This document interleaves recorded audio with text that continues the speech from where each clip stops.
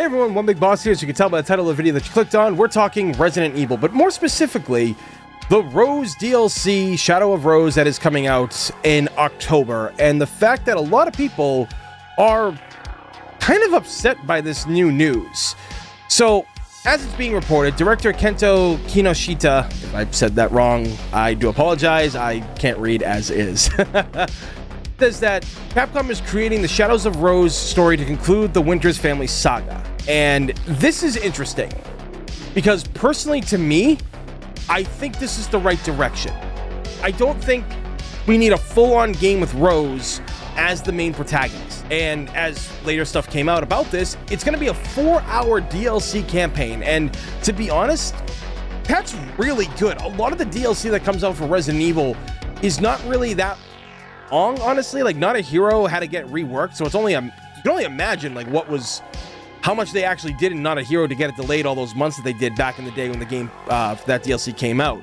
And you know, from other games too, the DLC for it, it's just, you know, it's there, but it's not a tough or long DLC. It just kind of gives you more context on like what happens behind the scenes, like in like stuff that happens in Resident Evil 5 with those two DLCs. But you know, as fun as those things are, I think a 4-hour DLC is pretty good.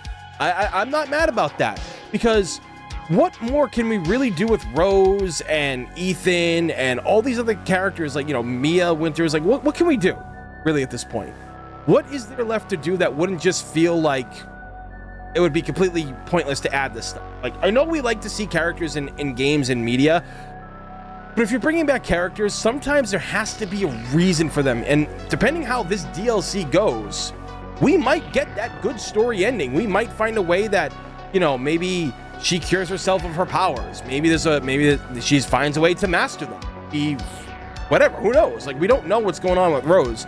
All we know is that she's about 16, 17 years old right now, and she's wearing her father's jacket, she's got a gun, and she's got crazy powers, and that's about all we know. So, to be honest, I'm really okay with that. I think that is honestly a fine way to send the character out, if it's done right, mind you. If it's done right. So, for everybody freaking out and getting angry about this, I don't really think you need to. I think that this is, you know, a 4-hour game.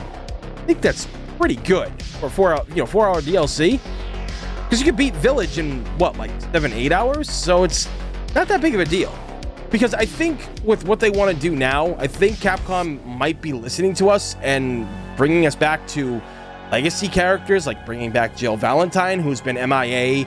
Not counting, you know, side games that took place in the past, and remakes. No, like, we haven't had her in a full-on Resident Evil game in like 12, 13 years. Do the math, whenever 2009 was when Resident Evil 5 came out. So I would love to see her come back as a character, because as you've seen in Resident Evil Village at the end, when they're flying away after everything was blown to hell and stuff, they find out that the BSAA is dropping human bioweapons into the battlefield. You know, the thing that they're supposed to fight against. Now Chris is all pissed off because Chris started this company, really, and now obviously he went rogue for a reason. Now we know why, or at least think we know why.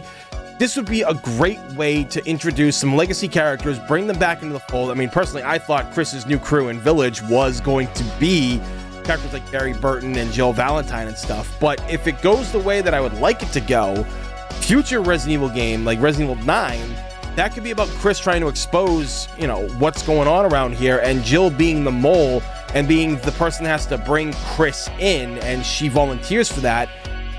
Could trick the company. She could be like a mole on the inside, feeding Chris information. Barry could be doing the same thing. Whatever the case may be, there's room to improve, but we also have to start thinking about the future of this game. And look, a lot of us have been around since the beginning, or at least by Resident Evil 2.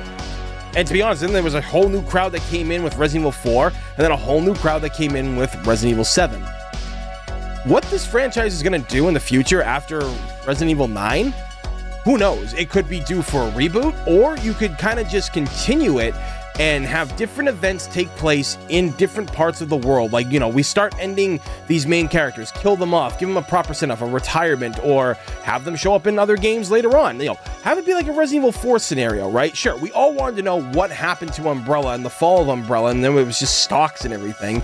But why not just do a Resident Evil 4? Because people really do enjoy Resident Evil 4, and that really didn't have anything to do with Umbrella other than the fact that, you know, Wesker got all the stuff from Umbrella, he stole it all, and he's using it to, you know, amass his own shit that he's doing, and obviously parts, you know, things that happened in 4 with the last Plagueis leak into the events of RE5 and RE6 and all this stuff. So I think they're really thinking about the future of the franchise, and even though it says, you know, to conclude the Winters family saga, that doesn't necessarily mean that this is the end of Rose or Mia. They could end up showing up in the future. Rose could play a bigger part, but as far as it being focused more so on the Winters family, that aspect, that's done, but it doesn't mean these characters still cannot come back in the future. And honestly, I'd be okay with that.